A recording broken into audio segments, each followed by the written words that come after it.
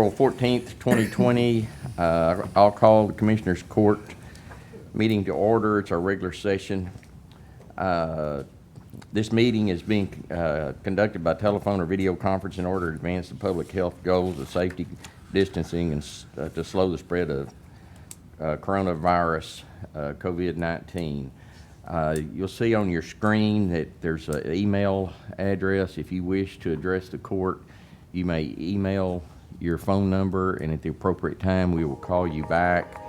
There are a few items on there number 4, which is Mr. Parker on County Road variance for 2173, and we also have a public hearing on Hoffman Estates. Particularly if those two want to call in, they can put their number on our email on the web page, and we will return those calls at the appropriate time during the meeting. And we'll address public comments also during the meeting. If you got a public comment, you can either email your question to the appropriate place on our website, or you can put your phone number in on that, and we'll call you back at the appropriate time. At this time, Commissioner Martin, if you will lead us in prayer, and we'll follow it with a pledge of allegiance. Our most gracious Heavenly Father, we thank you for the gift of life. We thank you for everything that you have done for us. We ask for patience. We ask for wisdom as we carry the work of the community out at these hearings. We ask you to bless this United States of America. Those that have lost loved ones, may we honor them and pray for them for their hurting. We thank you for everything that you have done. We ask you to take this evil away from this country. In Christ's name we ask. Amen. Amen. I pledge allegiance to the flag of the United States of America and to the republic for which it stands, one nation, under God, indivisible, with liberty and justice for all. honor the Texas flag. I pledge allegiance to thee, Texas, one state, under God, one and indivisible. Thank you. We have Commissioner Evans, Strait, Martin, Harrison, all present. I'm Judge Stovall. I'm presiding over the meeting. Commissioners, you have the minutes from March 24th, 2020 and April 3rd, 2020 in front of you. I'd entertain a motion of approval of those minutes. So moved. Second. Got a motion, second. All in favor say aye. Aye. All opposed? Motion carries. Normal procedure is the public testimony at this time. I'm going to delay that and give everyone a chance to get on the web page and put questions in by email, or get us your phone number so we can call you back at a later time. Under new business, you have the consent calendar in front of you. I entertain a motion to approve the consent calendar. So moved. Second. Got a motion, second. All in favor say aye. Aye. All opposed? Motion carries. Action item number 1, resolution extending and or modifying the April 3rd, 2020 COVID-19 related resolution and social distancing guidelines to prevent the spread of COVID-19. Okay. Mr. Ray. Last week or a week and a half ago, on April the 3rd, we met and extended the existing order, and the order that's in place now goes through the 17th. I passed out before court started a packet of information so that we can keep things in order and talk about them in order.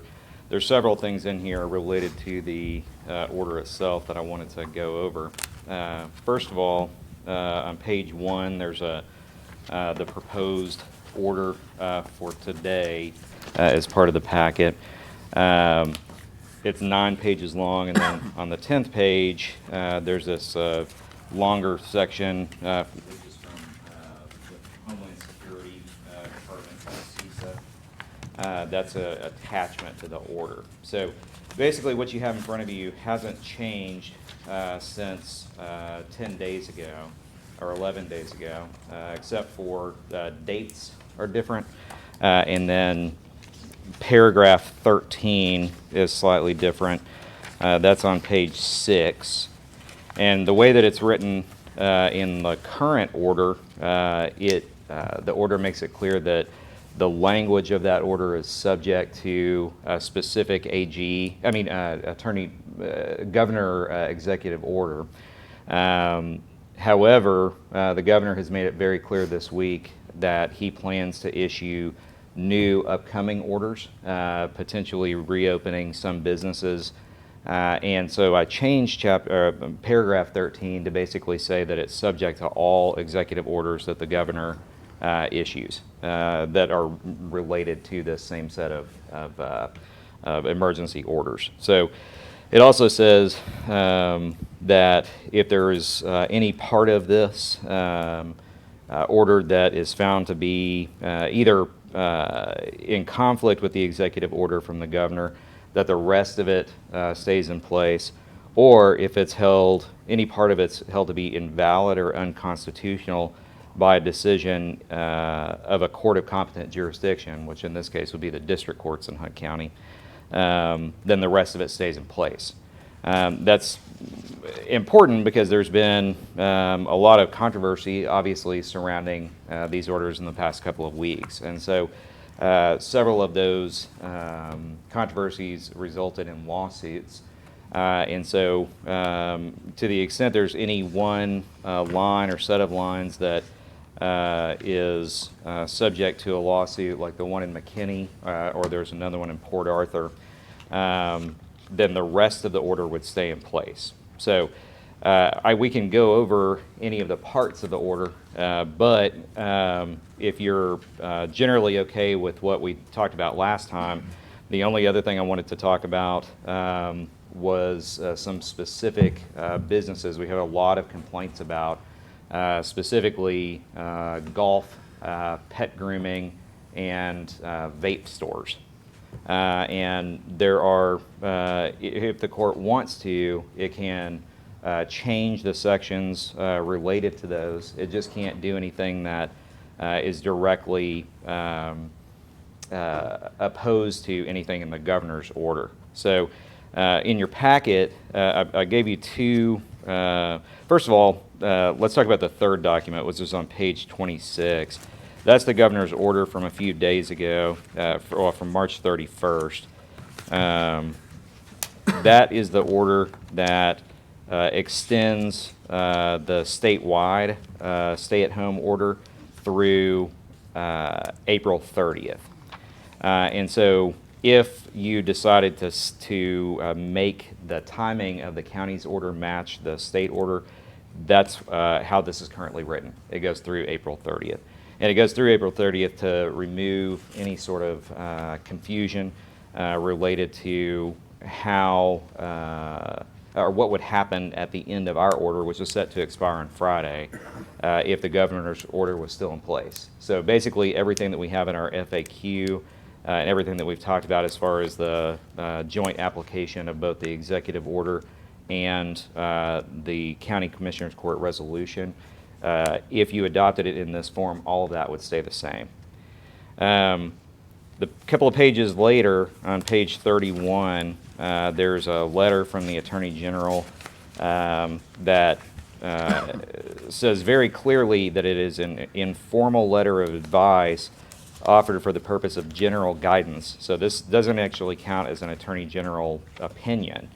But basically they go through here and say that golf can be available in general terms as long as there's not people there working. So the restaurants can stay open as long as they have curbside. The golf course can be maintained and people can play, but they can't play in certain numbers and they can't go into a clubhouse and sign up for a tee time. Everything that can be handled remotely has to be. And then along with that, 2 pages later on page 34, the city of Port Arthur did have an order that was different from our current order, which does allow golf, They basically shut their courses down, and then the district court in Jefferson County came out with a temporary restraining order against them yesterday that lasts for 14 days and will last between 14 and 28 days whenever they can have a hearing on it. But basically, it reopens the golf course as long as, and what I'm going to be pointing out is page 35. There's a list of 4 requirements up there that are basically separating the carts used by the golfers. They have to maintain the appropriate social distancing, and the carts have to be sanitized between uses, and then no more than 5 people can be in the clubhouse. Our current order, and the way that this is still drafted, includes a section about golf, and basically it allows certain parts of the course to stay open.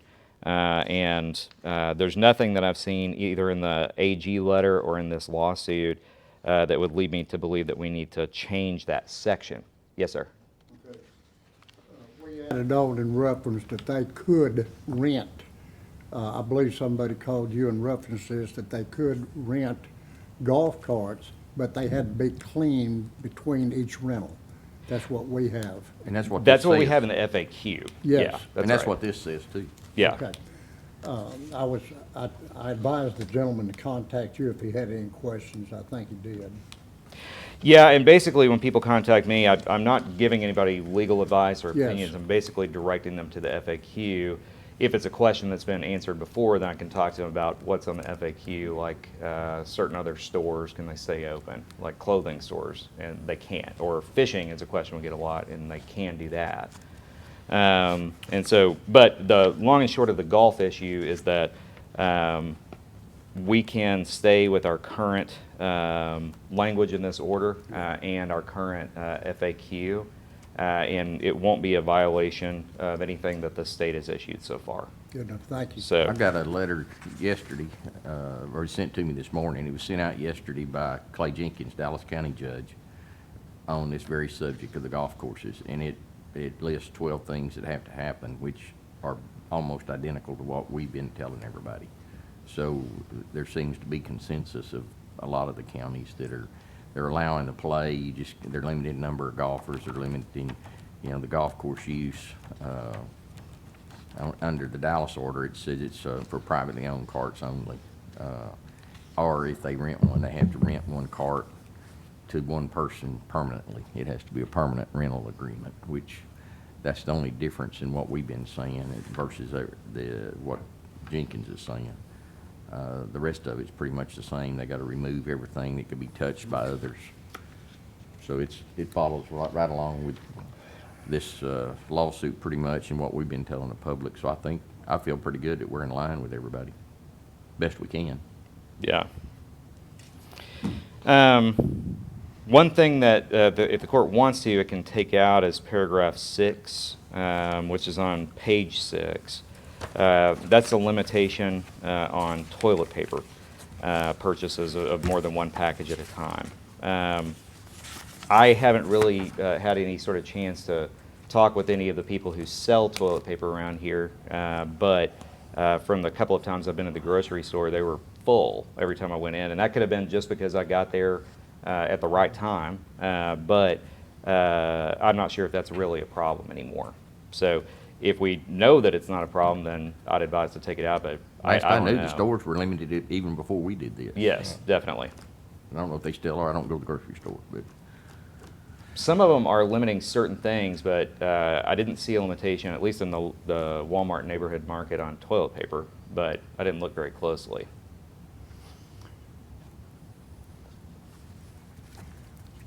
I'd leave So- it alone. I just Okay. leave it the way it is. So Daniel, our order that we have in front of us runs till the 30th, just like the governor's? No. Our order currently, this is a copy of that order. Uh-huh. Our current order has different dates in 3 different sections, and it stops this Friday at midnight on April 17th. And then so if we enact another one today, the one that you've presented us will go to the 30th though? If that's the date that you choose. Okay. That's right. Okay. I think we ought to get in line with the governor's order. I agree. And it's clear, I mean, so the public's clear.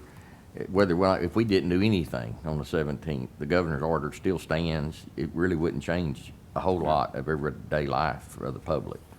We're not. No, we're it not wouldn't change a lot. It wouldn't change hardly anything. Yeah. Yeah.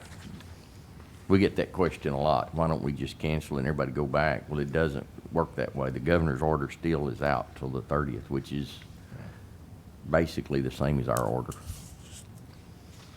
That's correct. Ours just has a couple of additional items, specifically about essential retail. Most of that's for clarity, couple- though, isn't Yeah, it? it is. It's just That's to clear exactly up right. the governor's orders that are kind of vague in some areas, so. It's, yeah, for clarity on one specific thing, most of the governor's order regulates what people can do. This regulates, in addition to that, it regulates the businesses that can open. So this is clarity on exactly what businesses can do. So the second issue is pet grooming. There's been a lot of communications we've had with several groomers over this past week. And what's clear is that the Texas Department of Emergency Management is not clear on whether or not some of those are essential services or not. They've, according to the paperwork that we've seen and according to some stories that we've heard and according to a phone call that we had with the Texas Department of Emergency Management, there's basically 3 different positions. That if you have a standalone salon where you take your pets in, you can't do that. But if you have a standalone salon that sells pet food, then you can do that, and you can do the regular services. And then even third set is mobile pet groomers. And allegedly, there's at least one a mobile pet groomer, or maybe 2, that have been issued some sort of approval by TDM to continue their business. We haven't actually seen that piece of paperwork, but the Texas Department of Emergency Management did confirm that those were basically the 3 areas. And so right now, one of the things that we could do is clarify this to be more clear. However, that could potentially put us at odds with the way that the governor's executive order is written.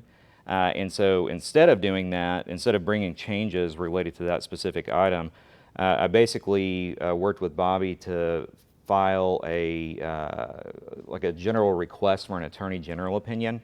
Now, normally county judges don't have that authority, but in the time of an emergency, especially as it relates to the response to that emergency, mayors and city and county judges have the authority to request those. And so that was requested, I think, last week. And so I would not change what's in here now, but we need to revisit when the Attorney General tells us what their interpretation of TDM's rules is, which I know sounds like a very roundabout way to get to the rules, but obviously the county has legal obligations to treat everybody exactly the same. And so right now, the best way to accomplish that is to leave the order in place until we get some more specific direction from the Attorney General's office, which I hope will be later this week. So to the extent that the Attorney General comes back and says, well, part of this doesn't exactly comply with TDM, then we say specifically in here that this is subject to the state rules. And so we would immediately change our FAQ, but we wouldn't have to come back to court to have a special meeting just to address that.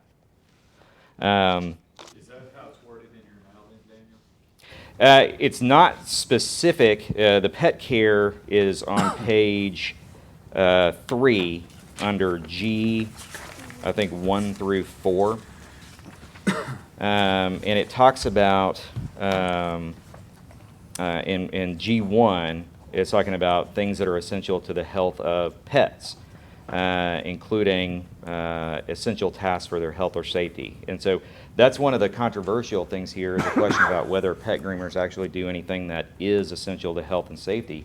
And they do things like cutting toenails and expressing anal glands, things like that, that are necessary for the pet's continued health. But they're not exactly veterinary services. Veterinarians, on the other hand, also do things like trimming toenails. And so there's a section in here about that veterinarians are supposed to make a determination on their own about what is actually essential for health and safety. But these are different. And so you'll see the word pets in G1, G2, and I think G4.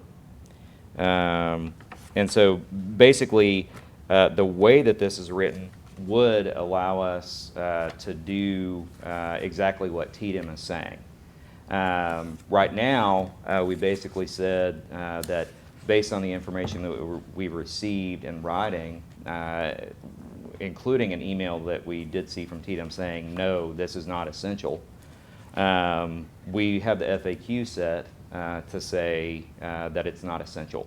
But if we hear back from the Attorney General and they interpret TDM's rules differently, then we'll change that just in the FAQ, and that will allow this whole section to stay exactly the same. Because this, it's 3 pegs going in 3 holes, but it fits all of them.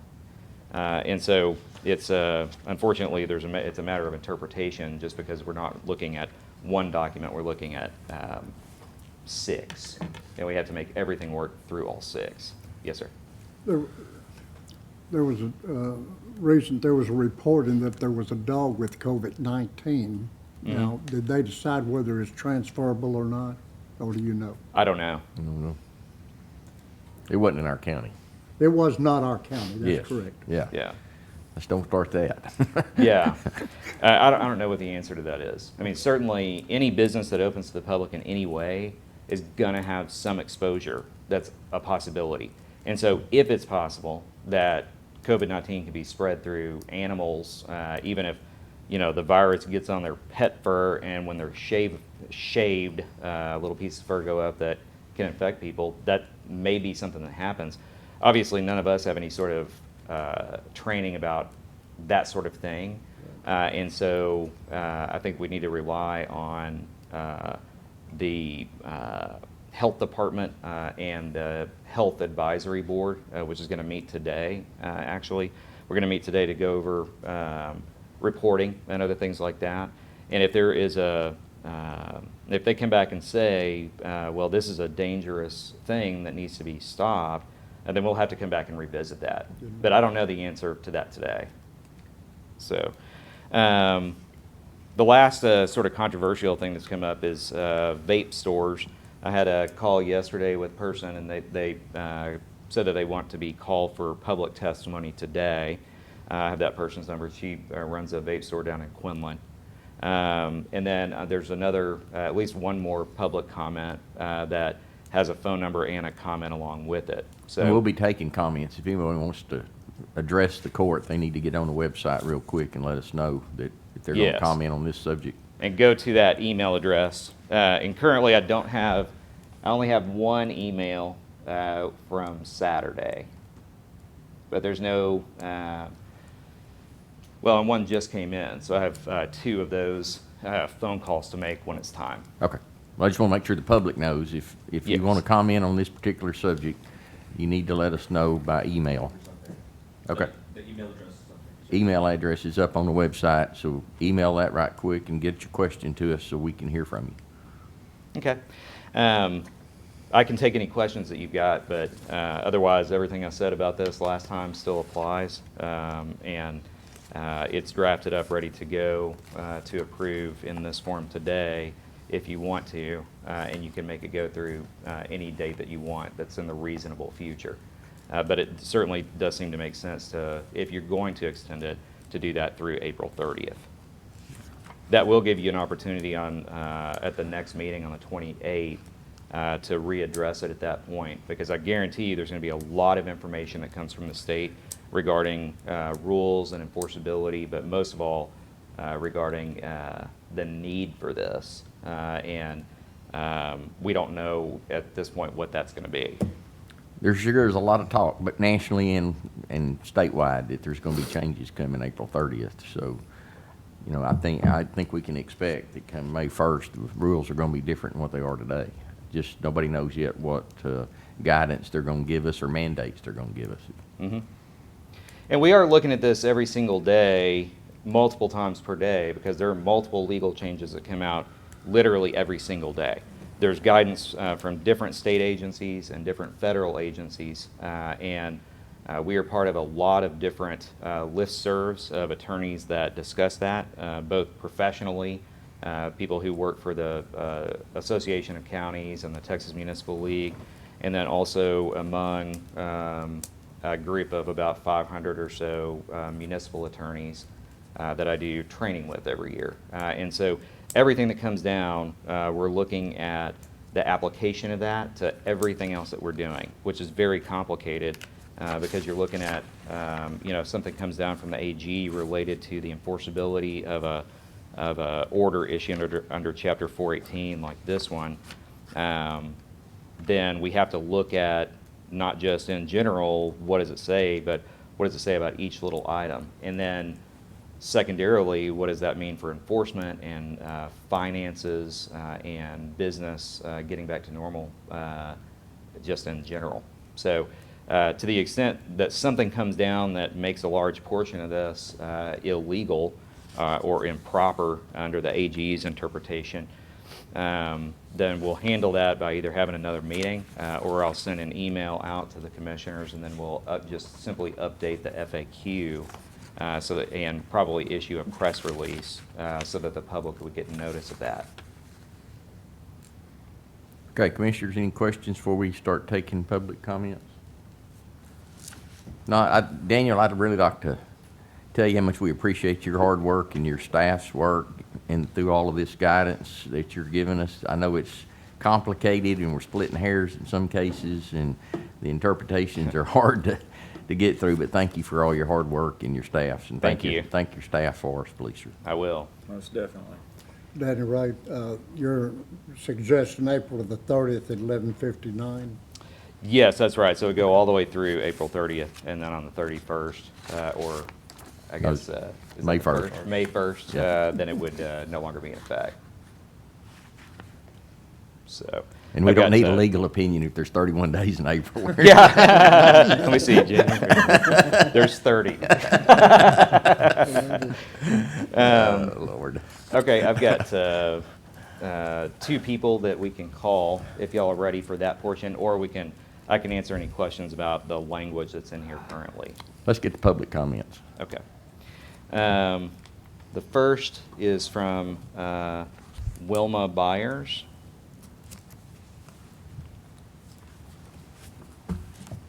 While I'm doing this, if you want to remind everybody where the email address is, it should be on the The bottom. email address is on our webpage. It's on the screen. If you're clicking on our meeting, it'll be on the screen. Please email your questions or your phone number and ask us to call you back, and we'll call you back during this meeting.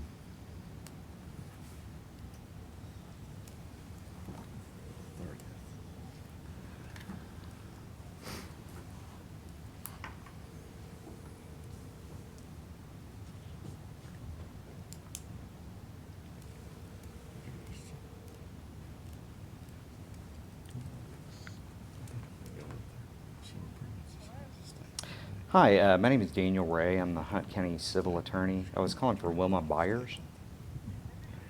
Hi, we are in Commissioners Court meeting at the time for public comment, and I got your email. Are you still wanting to make a public comment about the stay-in-place order? No, I just, I can read your email out loud to the commissioners if you'd rather me do that. Okay.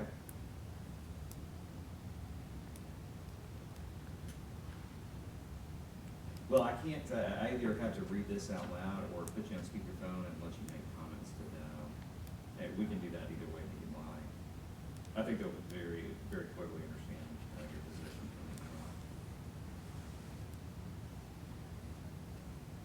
Well, I'm gonna read it on the record, and it'll be part of our record of this meeting. But I'm in the middle of the meeting right now, and everybody's waiting for me to tell them what to do. So you want to read that loud? Okay, thank you very much. Okay. Wilma says, it is past time to reopen Hunt County. This is becoming ridiculous and unconstitutional. We and everyone we know are more concerned about this government shutdown than the COVID-19 virus. COVID-19 is here to stay. There have been far more deaths with swine flu than this virus, and the county was not shut down. Our business cannot afford to wait until the end of the month. This is usually our busiest season, which carries us the rest of the year. We're responsible for 15 families. I can't believe that the amount of money our government is spending on this. How many people died to make this country free? And the government is running roughshod over them. This is nothing more than a ploy to get rid of our president and or to usher in a new world order. The CDC has been wrong, excuse me, on every single so-called model.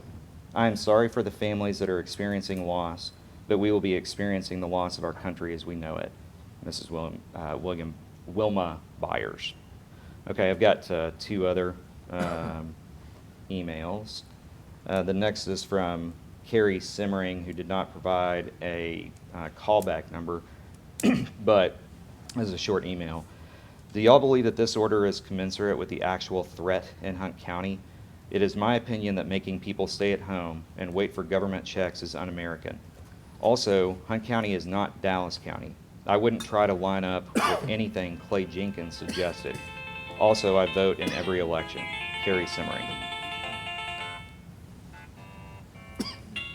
Okay, and there's one more.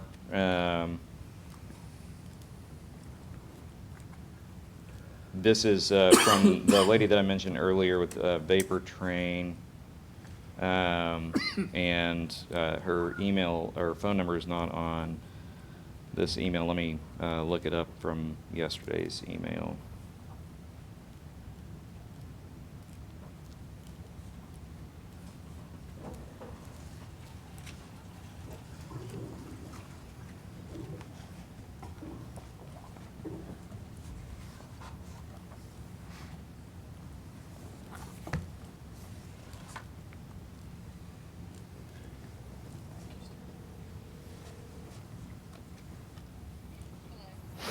Hi, this is Daniel Ray. I was the attorney for Hunt County that called you yesterday about the vape store questions.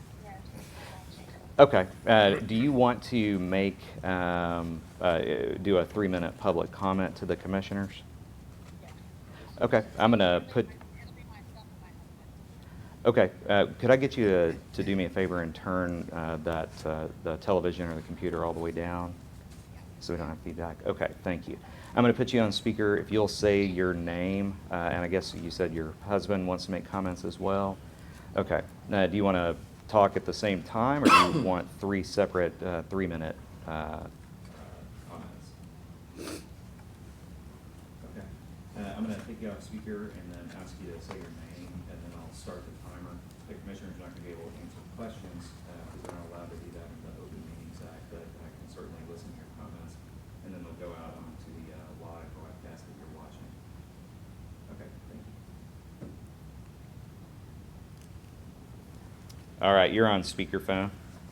Oh, yes. Good morning. This is Bruce and Missy Favinger of Quinlan, Texas. We own a small essential retail business, a Vapor Train, and we've been in business since 2013 and have grown our business dramatically over that time. We feel that vaping stores, not only ours, but across the great state of Texas, is an essential business. We provide smoking cessation for people who don't want to smoke cigarettes. The products that you receive and purchase at these convenience stores and grocery stores are older products. They're outdated. They usually have dust on them.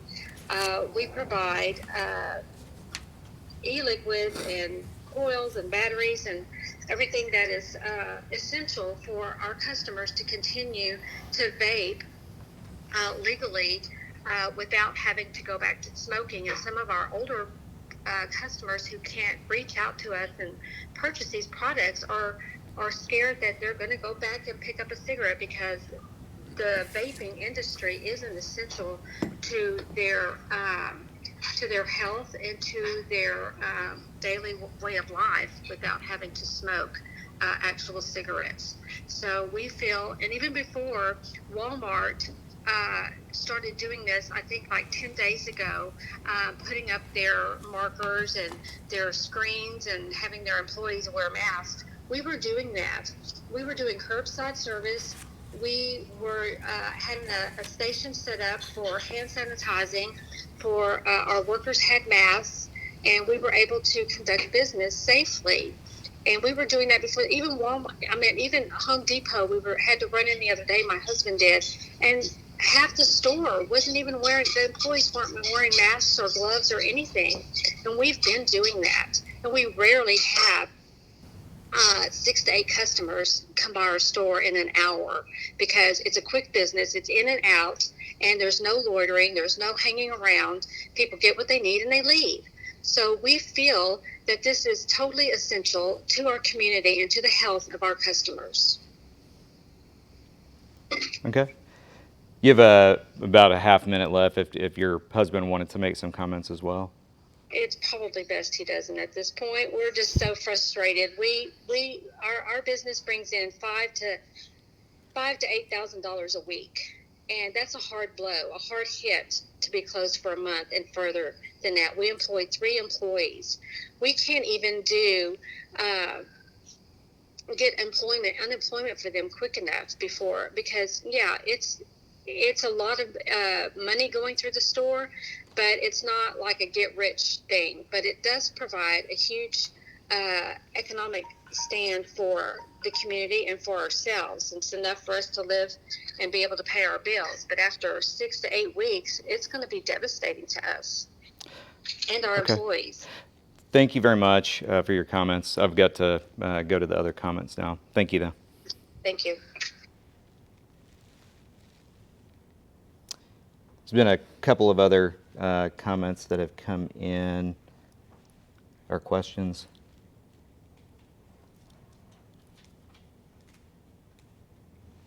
One is from Brad Keller. He just wants me to read this on the air. If someone has a question as to whether a business is considered exempt under the emergency order or wishes to call in a question or complain as to how to proceed, what number should they call? And may you read my email on the air. We cannot tell people whether specific businesses are exempt. What we can do is look at the categories. Probably 95% of the questions we get are very obvious.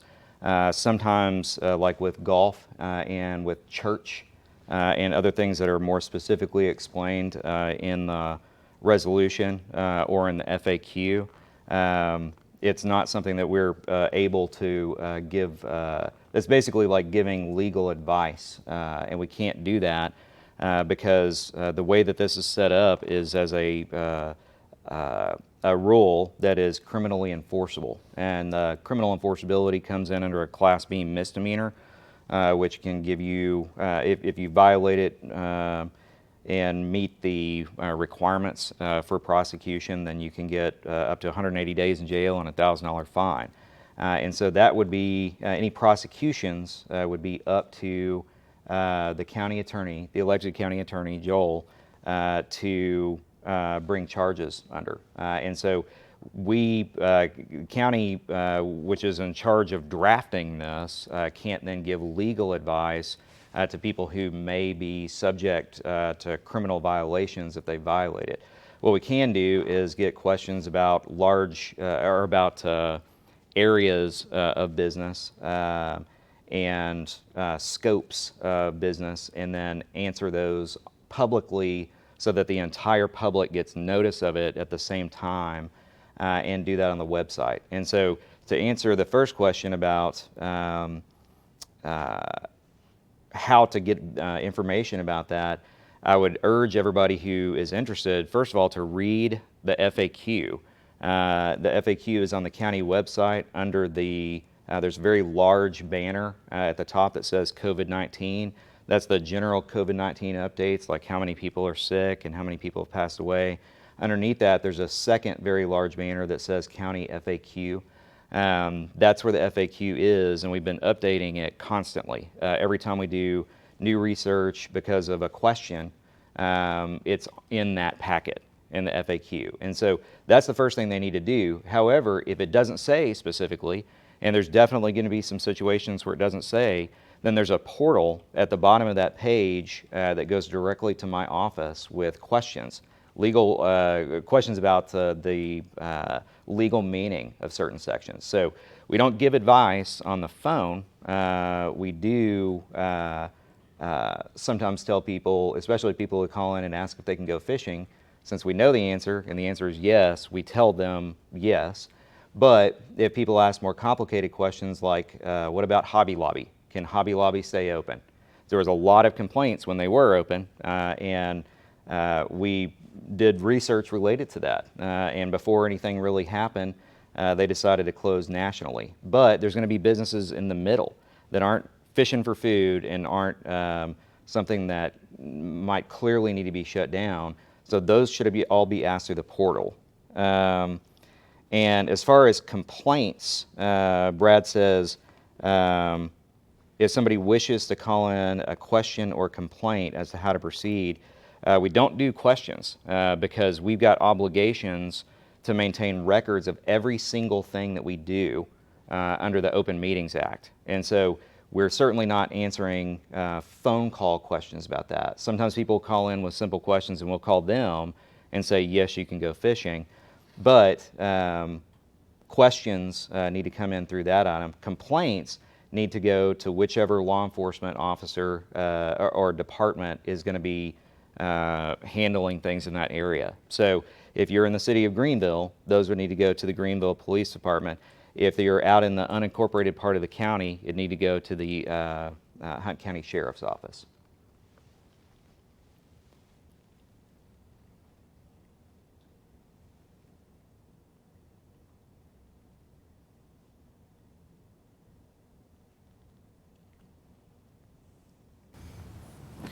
Okay, I have one other comment that's come in so far. It's Brent Money. He's on the city council. He is not making this comment in his capacity as a city councilman, though. I'm sorry.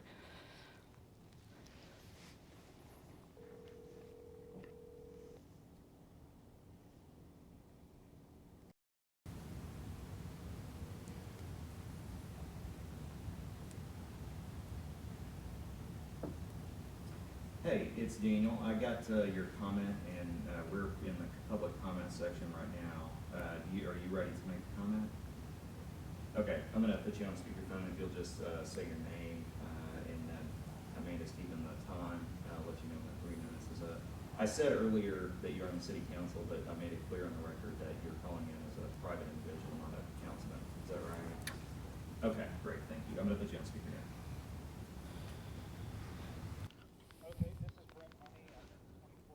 Park Street in Greenville. Hey, I'm sorry. Would you start over? My phone didn't catch that first part. Okay, sure. My name is Brent Money. I live at 2403 Park Street in Greenville. I understand the difficult decisions that this court and lots of commissioners' courts and governors' offices and have had to make regarding this coronavirus pandemic. I understand the seriousness of the threat and the feelings that at the time justified a call for kind of an emergency break on our economy and shut everything down until we could figure out what's going on. However, at this point, it's been about a month of that, and I think it's time for our county, especially, which is far less densely populated than the counties that are really the hot spots across the country, to transition from a model that's a close unless it's essential to a model that's open unless it's unsafe. There are a lot of businesses in our county that could be open right now very safely. And what's happening is, as those mom and pop shops can't open because it's unsafe, it's flooding more people into more densely populated big box stores. And really creating not only an unfair competition to our local people, but also forcing a large number of people into confined spaces and making it, I guess presumably less safe there. And so, to the extent that I know that we have the governor's orders, and we're kind of all waiting to some degree to hear what he's going to say, to hear what the president's going to say. I'm just really urging you guys as our county leaders to not do anything more restrictive than required, and not do anything that is going to anything more strict than is required to keep us safe. But let us use our good judgment and know what can be open safely with people washing their hands, having disinfectant at the door when people come in or when they leave, wearing masks, those kinds of things. But let these businesses open. We need people to be able to make a living around here. And so I don't envy the position that you're in. I'm not saying I have all the answers, but instead of a close unless it's essential, let's move to open unless it's unsafe. Thank you. Thank you. All right.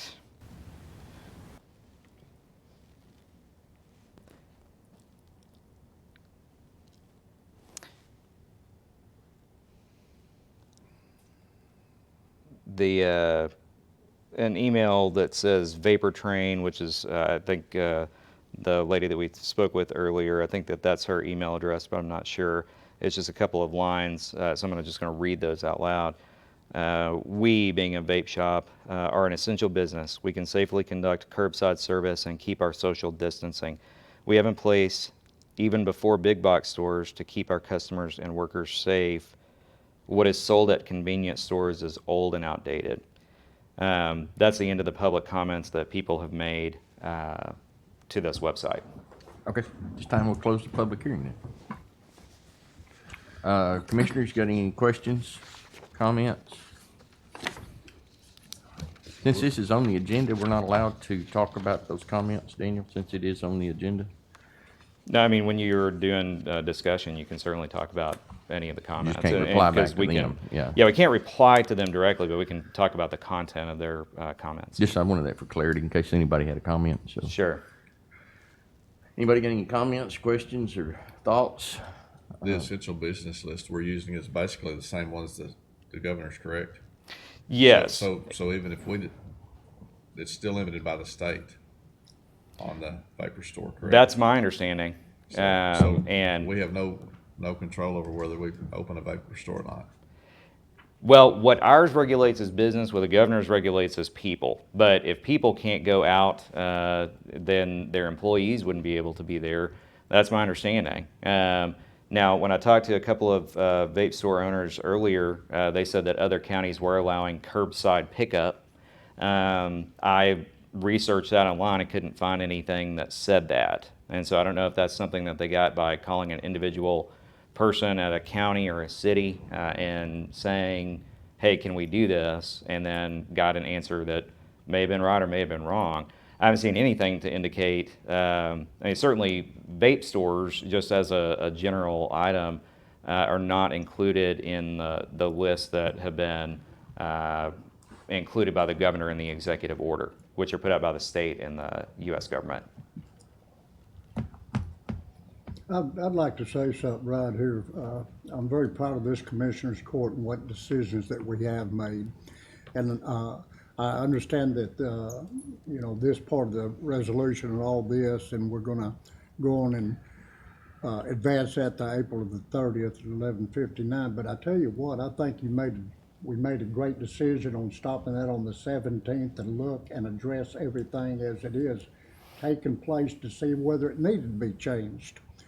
We didn't go the time limit in reference to the governor. I foresee, and I think a lot of other people foresee, that we're about 2 weeks behind the rest of the country in all this COVID-19 coming to us. Last week they said it would be a bad time and people were going to die, and also the following week. Right now, I think this is coming to Hunt County. And we've got to maintain and continue doing what the governor has asked us to, and basically, and I feel good in what we have done. And I think that it would be ridiculous if we lifted any of these things that we have going as far as caring about the people. Because I tell you what, I feel like the next week or the next 2 weeks, in which this last week we've already increased in cases, and we've increased in deaths. I understand that people are hurting. I understand that people are closing stores down as far as livelihoods and stuff like this. But this is not for me, it's not for us, it's for the people that we make these hard decisions. And I feel good about the decision that this Commissioner's Court is making, or have made also. Okay, anybody else? I'd like to say that, there's not one of us up here that ever wanted to put a business out of business or to have to shut it down. I think every one of us, as Philip said, I think we're doing the best we can to protect the public safety and protect our health care providers and our health care system. I think the slowdown, I think our country was not prepared for this. Our state wasn't prepared for it, and nobody knew anything about this virus. And as we learn more, I think opinions are changing. And I think I stated earlier, I think in the next few weeks, we're going to see major changes on the national and state level. And hopefully those changes will allow flexibility to open up businesses and open the economy back up. I hope and pray for that every day. I think the country needs it. I think this community needs it. And I know I will be a vote to open it up as soon as it's feasible to do in order to keep our public still safe and still protect our health departments and our medical providers and our hospital and not do damage to our citizens. And with that, Commissioners, I will entertain a motion for approval of action item number 1 to end on April 30th at 11:59 p.m. So moved. Second. Got a motion second. Any discussion? All in favor of the motion say aye. Aye. All opposed? Motion carries. Action item number 2, the quarterly report of the Audie Murphy American Cotton Museum. Susan Lanning has given us a written report in your package. I'd entertain a motion to approve her report. I so move. Second. Got a motion second. Any discussion? All in favor say aye. Aye. All opposed? Motion carries. Action item number 3, Treasurer's Monthly Report for February 2020. Again, that's in your packet. Any questions or comments? If not, I'll entertain a motion for approval. So moved. Second. Got a motion second. All in favor say aye. Aye. All opposed? Motion carries. Action item number 4, I'm going to skip it. And Mr. Parker, if you happen to be listening in, please email to us any questions or comments you have, or give us your phone number on the email so that we can call you, so you'll have the opportunity to discuss this item with us. Action item number 5, a request for Kelly Ranch Estates and Precinct 2 to have a 25-mile-an-hour speed limit. Randy Strait, you got any? Yes, sir. I was down through there the other day. They have the streets all concreted in now.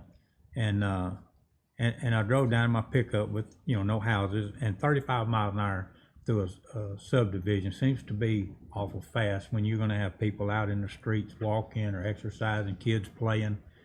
I would just like to see that in some of these subdivisions, each one is separate, that on the interior part of the streets, that we should drop that miles per hour from 35 to 25. I think it would just be safer for the community around all these homes that are gonna be built.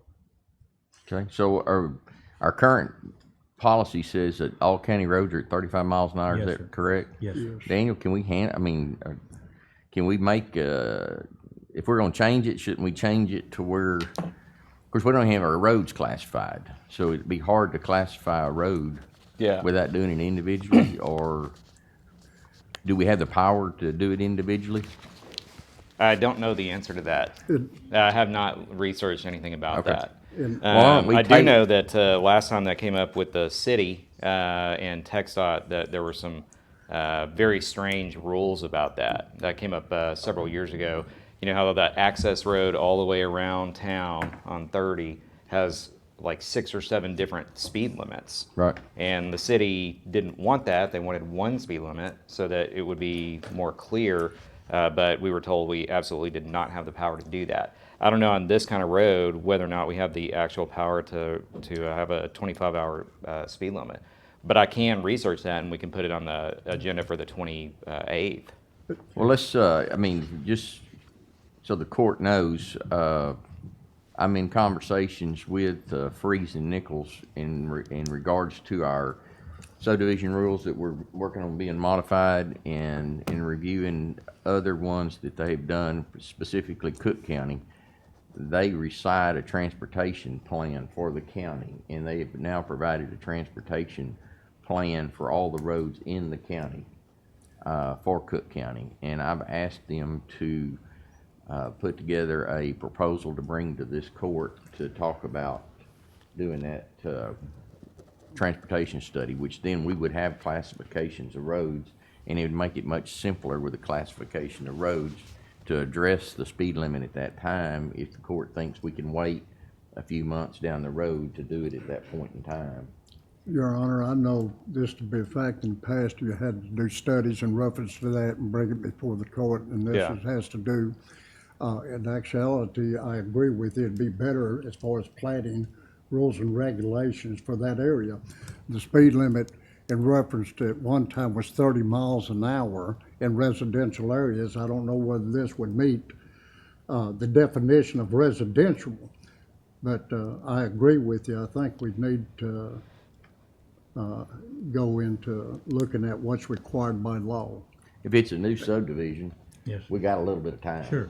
So if that's okay, I would recommend we table this and bring it up at a different time and give Daniel a chance as we're going through the transportation study. I've asked Diggy Hilton for information, court's information, and he's thinking about it, whether his committee will be involved in that or run it for us, or we'll certainly take it to them for their comments and all if they don't want to take it up. But I'm hoping that his committee will do it, and I'm hoping that we will pay for this through our transportation bond program, because it's every bit in line with what we were trying to do with that bond package, to make our road system better, and we can't make our road system better if we don't have a transportation plan. Well, I wonder if the rules are any different from subdivisions versus county roads.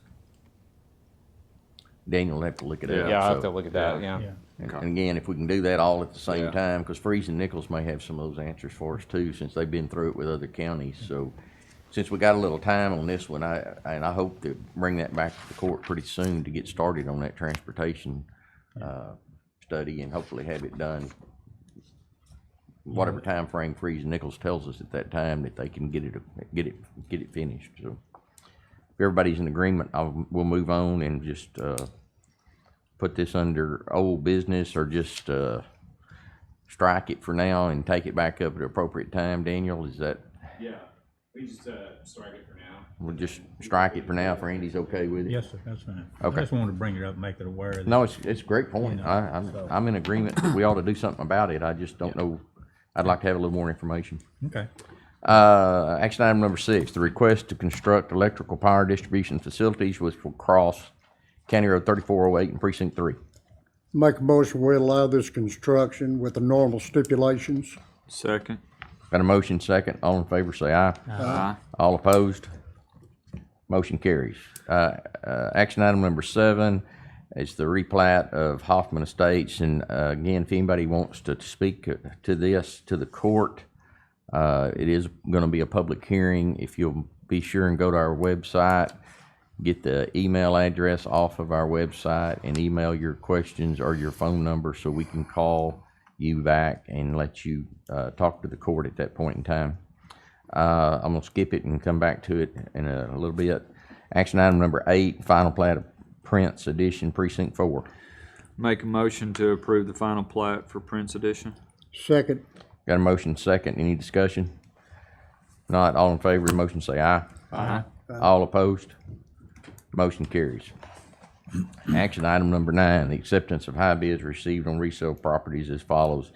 Account number 72318, bid amount is $83.20. The address is 3915 Lee Street. Purchasers are Mario Santo and Melissa Martinez. Entertain a motion approval of this item. So moved. Second. Got a motion second. All in favor say aye. Aye. All opposed? Motion carries. Approval of accounts payable. I make a motion, we pay the bills. Second. Got a motion second. Any discussion? All in favor of the motion say aye. Aye. All opposed? Motion carries. Approval of line item transfers. Make a motion to approve line item transfers. Second. Got a motion second. Any discussion? All in favor of the motion say aye. Aye. All opposed? Motion carries. Approval of budget amendments. Make a motion to approve budget amendments. Second. Got a motion second. Any discussion? All in favor of the motion say aye. Aye. All opposed? Motion carries. Approval of payroll and personnel.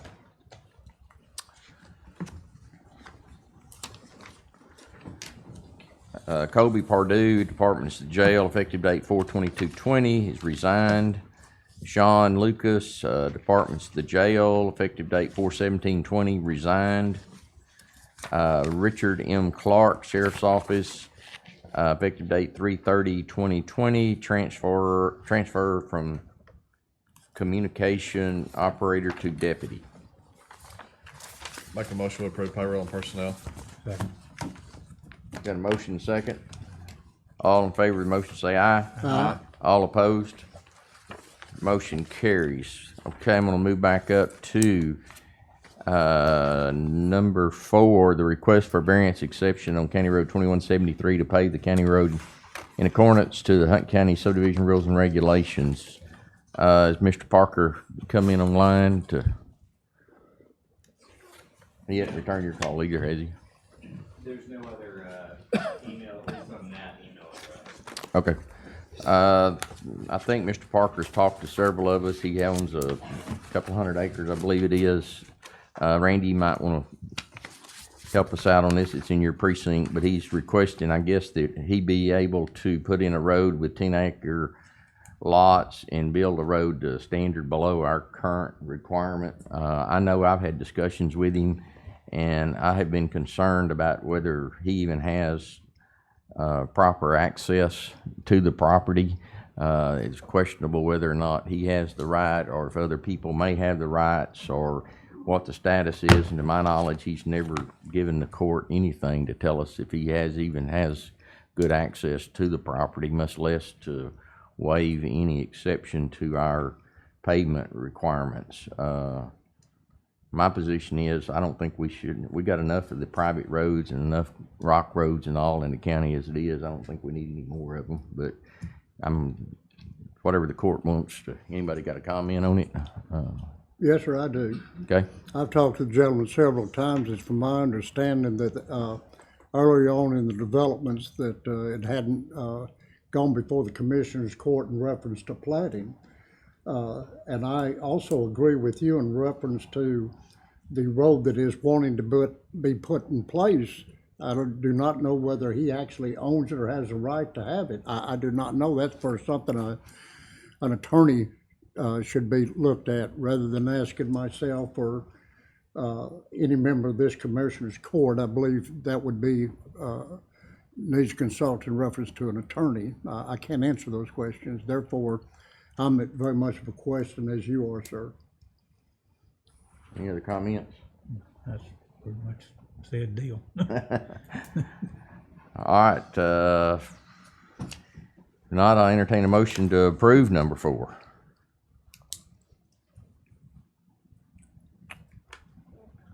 If I don't hear a motion, it dies for lack of a motion. We'll go to action item number 7, the replat of part of Lot 3 of Hoffman Estates Precinct 2. At this time, I'll open up the public hearing for any public comments. Daniel, have we heard from anybody on that one? No, not that went to that website. I believe that's the only one that's listed. So I don't know if any of these people have sent emails to your emails, but we don't have any ones that have come into the This public court? comment. Okay. If not, I'll close the public hearing. I'll entertain a motion for the approval of the replat of Lot 3 of Hoffman Estates Precinct 2. So moved. Second. Got a motion second. All in favor say aye. Aye. All opposed? Motion carries. I think that finishes all our agenda. If I didn't skip anything. I know, but all the regular items, I got through them, I didn't miss any, okay. If not, at this time, I'll entertain a motion to go on executive session under items 1 and 2. So move. Second. Got a motion second. All in favor, say aye. Aye. All opposed? Motion carries. It is 11:07, and we'll go into executive session.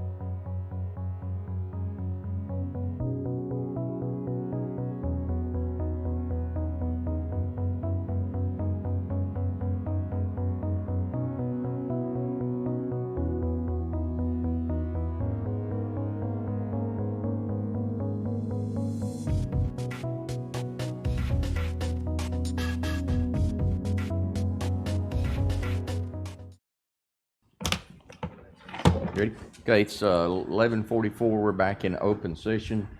At this time, I'll entertain a motion to adjourn. So moved. Second. Got a motion and a second. All in favor, say aye. Aye. All opposed? Motion carries. We're adjourned at now 11:45. Off the record.